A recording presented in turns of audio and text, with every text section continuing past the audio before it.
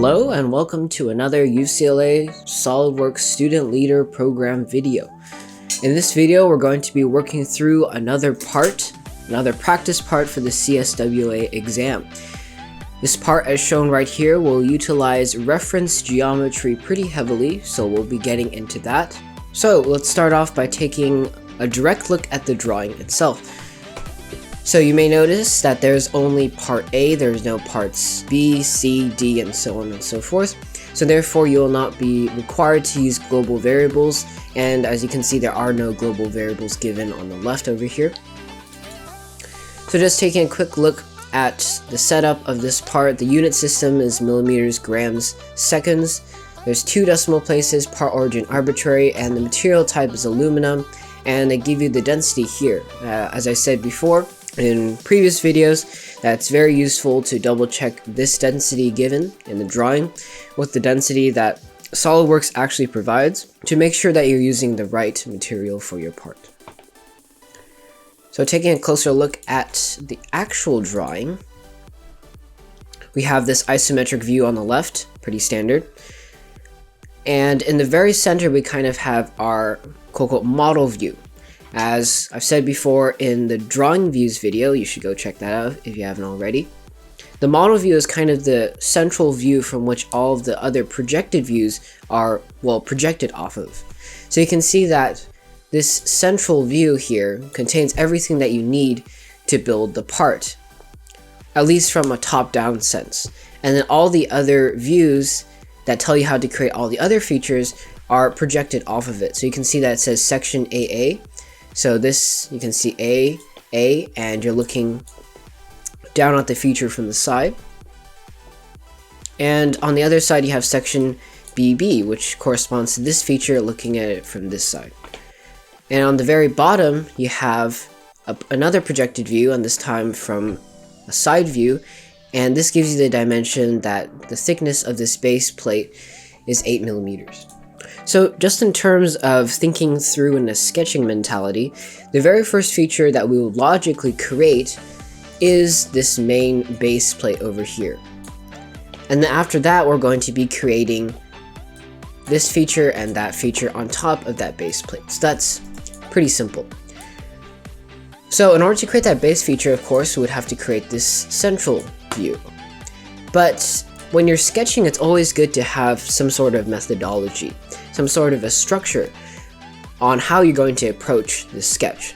So for the purposes of this demonstration, we're going to be working in a counterclockwise direction, and we're going to start at the central set of circles here. So there's the hole, and then there's also the circle forming kind of a tangent with the sides. And we're going to work counterclockwise. So working in a sort of methodology like this allows you to make less mistakes in your sketches and therefore get more accurate sketches. So after we have created this base central sketch over here, then we'll need to extrude it 8 millimeters up. And once we have that, we'll actually need to make use of reference geometry.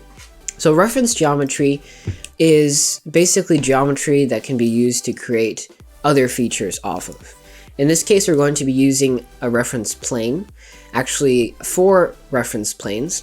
Our first reference plane is going to be created with this central axis passing through this circular cutout here. And it's going to have the axis as one reference, and it's going to be perpendicular to this face over here. So that's going to create a plane that kind of looks like this. Right? Then we're going to create another plane using the same axis as one reference, but it's also going to be perpendicular to this other face over here. So you're going to end up with another plane. Let me see if I can sketch it, kind of looking like that. So you have 2 planes at a sort of angle between each other. And off of those planes, we're going to be creating 2 more planes. And these planes are going to be the planes that are going to be used to create this sketch and this sketch. So those planes are going to be a certain distance offset from the original planes that we just created. So it's going to be offset here, and it's going to be offset here. So how much is that offset? Well, we can just look actually in our central model view here, and we can see that the offset is 34 millimeters. Okay, so that's basically a rough overview of how we're going to be creating this part. So without any further ado, let's hop on over to SOLIDWORKS. We're going to go into the top left hand corner, click File, New, Part, and we can see it automatically created a part with MGS, which is what we want. So as usual in my parts that I've created before, I always start with defining the material first so you don't forget about it later. It's pretty simple. Right click on material, edit material, and we want 1060 alloy. So we'll just type in 1060 alloy. Pops up, and looking back at our drawing, we can see that the density should be 2700 kilograms per cubic meter. So we'll just check that in SOLIDWORKS. And indeed, it says 2700 kilograms per cubic meter. So we know that we're dealing with the right material here. Click Apply, click Close. Now you might be wondering, on which plane should we start our base geometry? Well, looking back at the drawing in the isometric view, you can see that it's likely going to be the top plane because it's facing up. So we're going to create a sketch on the top plane.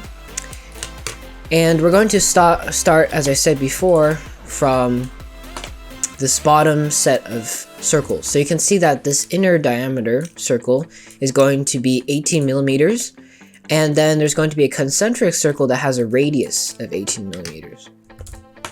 So we'll go ahead and create that.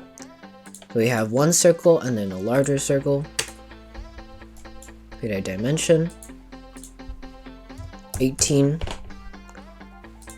And the outer one has a diameter of 36 millimeters because it's 18 times 2.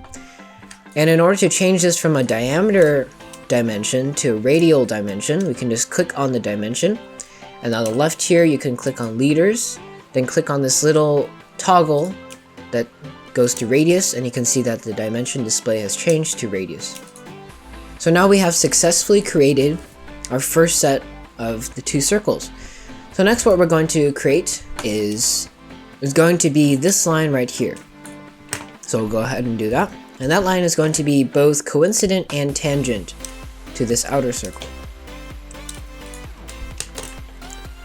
So right now, as you can see, it's coincident, but I also want to make a tangent. Okay. Let's extend this out a little bit further. And next what we're going to create is going to be this set of two circles. So the inner diameter is going to be 12. And the outer circle that's concentric with that circle is going to have a radius of 12. So we'll quickly create that.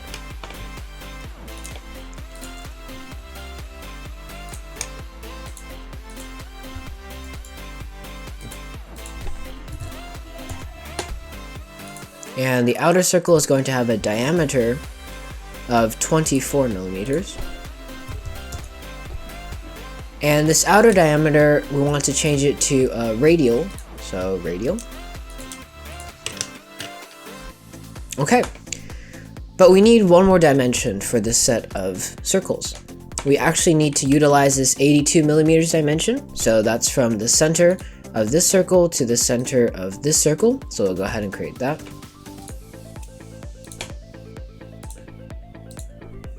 (82). Move this up a little bit.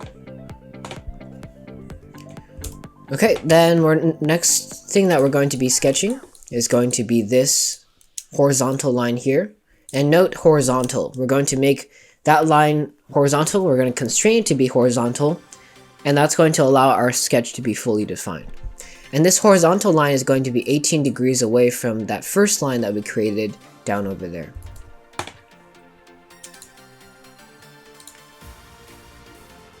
So horizontal, 18 degrees, and we're gonna make that line tangent to the circle. Okay. Next we're going to draw this line over here, and we're going to put a sketch fillet on it that has a radius of 42 millimeters. Okay, so the line, and then we're going to make a sketch fillet. So we have our line here, put at some arbitrary angle, and then go to sketch fillet, which is right here.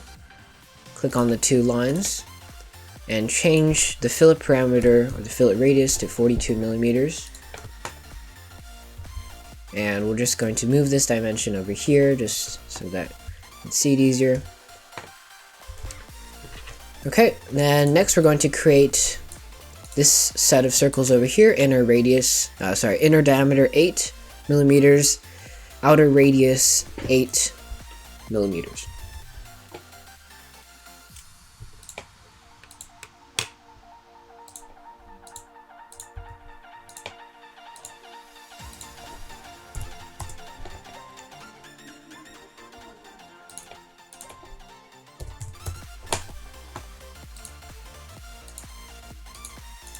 And we're going to make this line tangent. Okay, and the next dimension that we're going to utilize is going to be this 48 millimeter dimension. So it's, as before, it's going to be from this center to that center.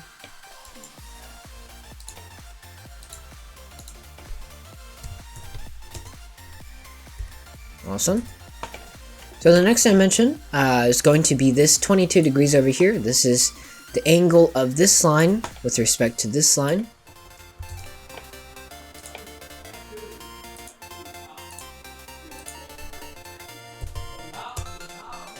(22 degrees).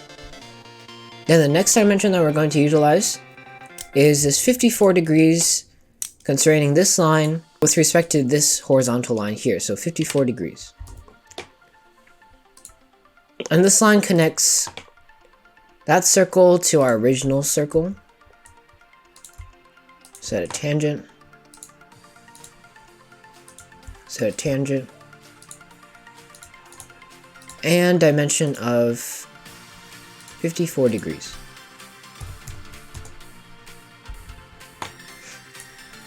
And we can see that we just forgot one constraint over here. This is supposed to be tangent. And now we can see in the bottom right hand corner, the sketch is fully defined. That's good. So next, as you can see, this is not a fully closed sketch. So we're going to have to use the trim entities tool. Just trim away that circle, this part of the circle, that circle. And now it's fully closed, so we can actually do an extruded boss base. So head over to Features, Extruded Boss Base, and as mentioned before, the height of this base plate is 8 millimeters. Click OK. So now this is where we start getting into some of the, I guess you could say, more advanced material. First thing that we're going to want to do is create those two initial reference planes that we're going to have offset away from the actual sketch planes that we're using for those two stand-up features. So in order to create that, we're actually going to utilize an axis through this central hole, as I said before. So we're going to go up to Reference Geometry, click Axis, and all you need to do is just click anywhere on this circular cutout, and it'll automatically create the axis through the center. Click OK. And just for sake of readability, we're just going to increase the height of the axis so you can see it easier. And next we're going to create those two original planes. So go up to Reference Geometry again, click Plane. And our first reference is going to be the axis, second reference is going to be this face. And you can see that automatically made it perpendicular, which is what we want. Click OK. And we're going to create another plane in much the same way. Click on the axis. Click on the axis. And click on this face over here. Click OK. Awesome. So I'm just going to slightly extend this over here. Okay. So now we have our two original reference planes, and we're going to make another two planes that are referencing these two original planes, if that makes sense. So we're going to go up again, Reference, Plane, click on this plane over here, and we want the offset to be 34 millimeters. As you can see, the offset is 34 millimeters here, as well as 34 millimeters here. And we want to flip the offset because it's obviously in the wrong direction. Click OK. And we're going to do the same with this plane over here. And this time it's in the right direction. Click OK. And just so that stuff doesn't get really cluttered, I'm just going to hide the original two planes. Select both of them, click Hide. And now we have our two sketching planes. And I'm also going to just hide the axis. Okay, so what do these little two stand-up things look like? Well, as you can see from the section views, AA and BB, we can see that they have one line that is kind of vertical, it's perpendicular, so as you can see also from the isometric view, it's perfectly aligned with this face over here. And then you have a set of two circles here, and then you have another kind of angled line, which is 16 degrees away from the original line that we're going to draw. And it's basically the same geometry for the second feature, except that it has different dimensions. We're actually going to create this feature first, so this feature is going to be on this side. So for that, we're going to be utilizing plane 4. So click on plane 4, sketch, going to view it normal to it, and SOLIDWORKS sometimes gives you a slightly interesting way of viewing it, viewing the plane normal. So we would actually want, okay, so we want to sketch on this side in order to make the feature actually show up properly in an isometric view. So the first thing that we want is going to be a line. So line here. Then we want the set of two circles. So one circle here, another circle inside of it. Set this tangent.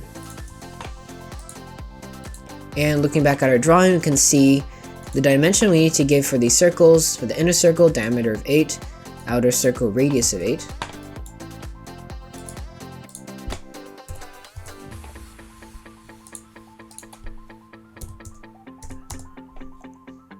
Change that to radial dimension. Okay, and we need one more line, actually, sorry, two more lines. So one line going down here, and another line going back up there to close the sketch. And this line is going to be 16 degrees away from this line. 16. Okay, so as you can see, it's still not fully defined. Right, because we need one more dimension. So that last dimension is going to be 46 millimeters from the bottom to the center of that circle set. 46 millimeters from here to there. It's going to be 46. Awesome. And we're just going to trim away that, and it becomes a closed sketch. So, how thick is this feature going to be? Well, looking back, we can see that both features have a thickness of 6 millimeters. So we're going to create an extruded boss base, set it to 6, and we need to make sure that's on the right side. So, yeah, that's on the right side. So as you can see before, our reference plane is 34 millimeters away from the center, but the sketch should be extruded on the opposite side. Relative to the central circle over here. So as you can see, it's creating on the opposite side, so we're on the correct side. Click OK, and let's just check that it's in the correct orientation when we look at it in isometric view. And yes, it is in the correct orientation. So I'm just going to hide plane 4 because we really don't need it anymore. Hide it. And next we're going to create our last sketch on plane 3. We're just going to click line, going through basically the same process as we used for the previous sketch. Tangent. Another line down to here. Going up. And we can add some dimensions. So we can see that inner diameter is 12 millimeters, radius of 12 millimeters. It's 46 millimeters away from the bottom, and there's a 12-degree angle between those two lines. So 12 degrees, 48 millimeters here, and 12 millimeters.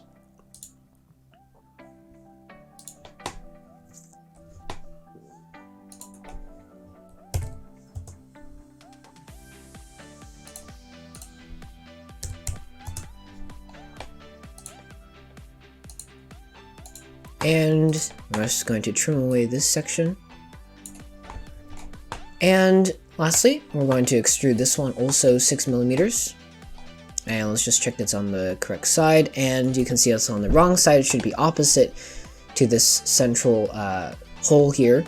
So we're going to flip it and press OK. Let's just double check from an isometric standpoint that everything looks correct. So just compare. Yeah, it looks the same. Awesome. So just double checking everything. We have our material already defined. We have all of our features that we need. There's no fillets of any sort that we need to apply. So yeah, we can say this part is essentially done.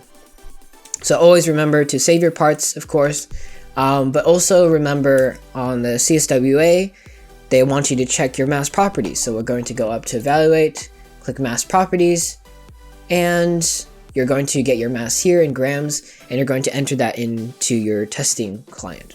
Okay, congratulations to all of you who made it this far.